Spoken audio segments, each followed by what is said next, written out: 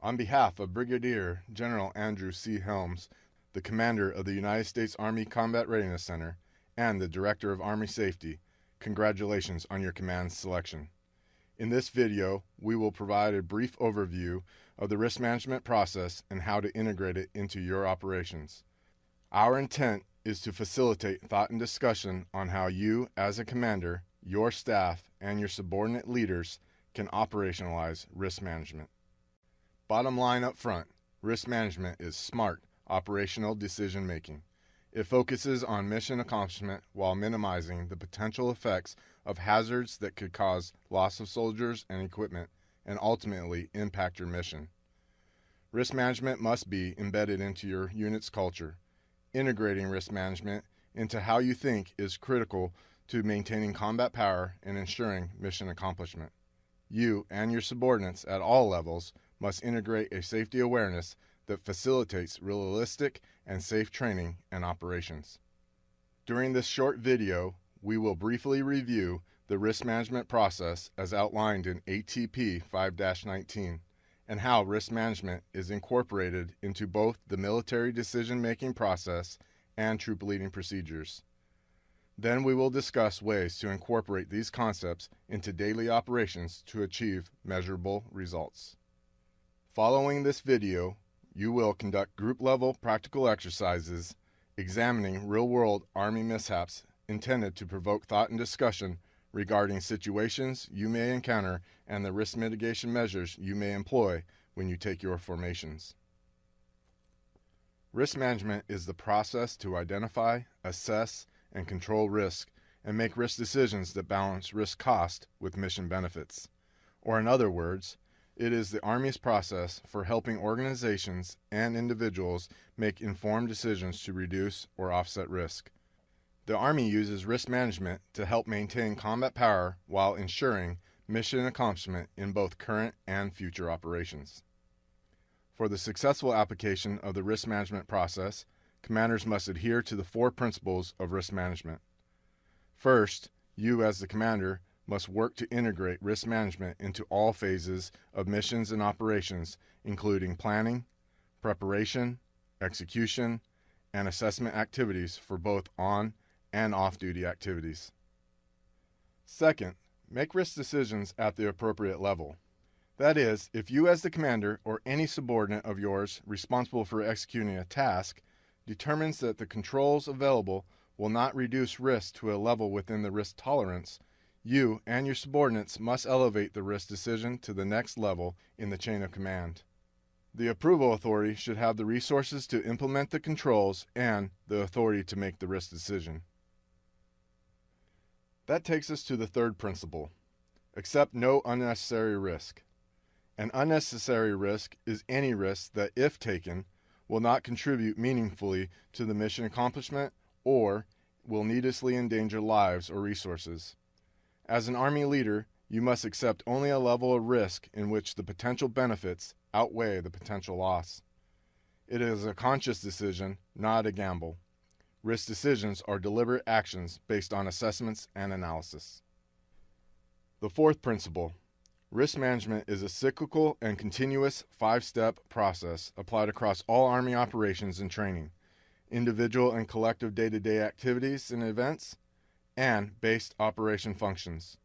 Soldiers use the cyclical process to identify and assess hazards, develop, choose, implement, and supervise controls, and evaluate outcomes as conditions change. Steps 1 and 2 of the risk management process, identification and assessment of hazards, are assessment steps. You will assess risk based on 2 criteria: probability of occurrence and severity if the event occurs. Using the risk assessment matrix, your staff can qualitatively assess the initial risk inherent to a specific hazard. Steps 3 through 5 of the risk management process are management steps. Develop controls, implement controls, supervise, and evaluate. The goal of the entire process is to manage risk. To effectively manage risk, you and your subordinate leaders must continuously identify and assess hazards. As a continuous process, the risk management steps are repeated as new hazards arise either through mission analysis or during mission execution. This figure out of ATP 5-19 depicts where the risk management process fits into both the military decision-making process and troop leading procedures. Each of the 5 steps of risk management require emphasis at different times during these processes. Army planners use risk management to identify, assess, and control hazards, thus reducing their effect on operations and readiness. You and your staff will identify hazards in each step of MDMP. You will identify existing and potential hazards and assess these hazards throughout the steps of mission receipt, mission analysis, COA dev, and COA analysis. You and your staff will further develop controls and make risk decisions during the COA dev, analysis, comparison, and approval processes. It is during orders production that your staff must clearly describe the significant hazards, results of risk assessments, and the controls selected for mitigating hazards so that they are documented and subordinates can understand them precisely as they conduct further planning at their level. This figure depicts parallel planning correlated with risk management. The type, amount, and timeliness of risk management information passed from higher to lower levels of command may have a significant effect on the level of detail used by your subordinate leaders.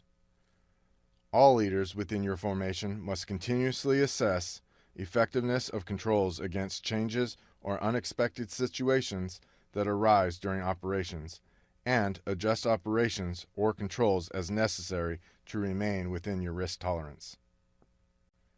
To aid you in the training and development of your subordinate leaders, this slide outlines where risk management should be integrated into their troop leading procedures. TLPs are a dynamic process used by small unit leaders to analyze a mission, develop a plan, and prepare for an operation. The term dynamic best describes the constantly changing, living, and breathing nature of this process. The primary difference between TLPs and the MDMP is the time and staff resources available to perform the process. Your subordinate leaders at the company and below level will use TLPs to execute the plans and orders generated through yours and your staff's MDMP. Normally, the first 3 steps of TLPs, receive the mission, issue a warrant order, and make a tentative plan, occur in this order, while the sequence of subsequent steps may vary based on the situation. The tasks involved in some steps, such as initiate movement and conduct reconnaissance, may in fact occur several times. The last step, supervise and refine the plan, occurs throughout operations. Key to all else is that risk management occurs continuously throughout operations. Supervision and evaluation must feed back into the system. Through feedback, you as the commander ensure corrections are made during both current and future operations. For more detail on the techniques to apply the 5 steps of risk management into TLPs, reference ATP 5-19, paragraphs 3-11 through 3-30.